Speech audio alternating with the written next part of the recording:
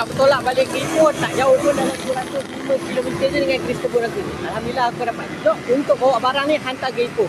Let's go. Saya ada bocor kecil halus, jadi kita nak kena isi angin setiap kali isi minyak. Berhenti isi angin, bukan isi minyak. Kita bedal 32 PSI. Bocor dia pun agak besar tak kali ni.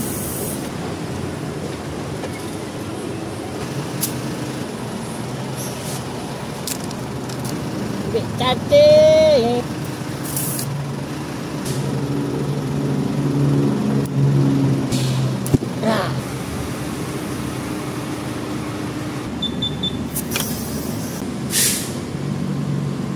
Semua dah settle, kita simpan barang-barang ni.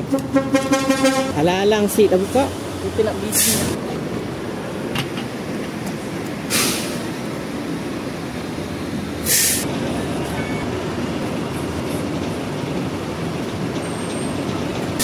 Tengah laju sangat abang. Tengok ada cangkuk ni lah tengah-tengah ni. Motor aku kat sana. Kita sangkut dekat sini.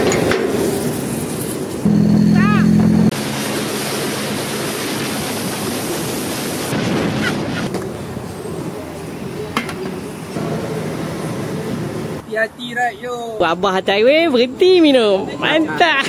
Ada rezeki jumpa lagi. Weh, Anak dengan aku lah. Baru jimat minyak sikit. Motor pun dah masuk, semua dah ready. Okey. Jom.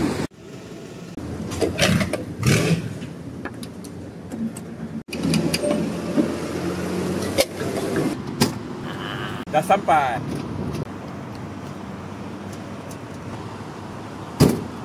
Alhamdulillah aku dengan Abah dah selamat dah sampai area Simpang Pulan. Aku dah cakap dah, minyak hang akan jimat. Tak luak langsung. Memang lah tak luar, dah tumpang naik van. Aku pun nak sambung perjalanan terus ke Ipoh lagi berapa kilometer je. Ada Jumpa lagi.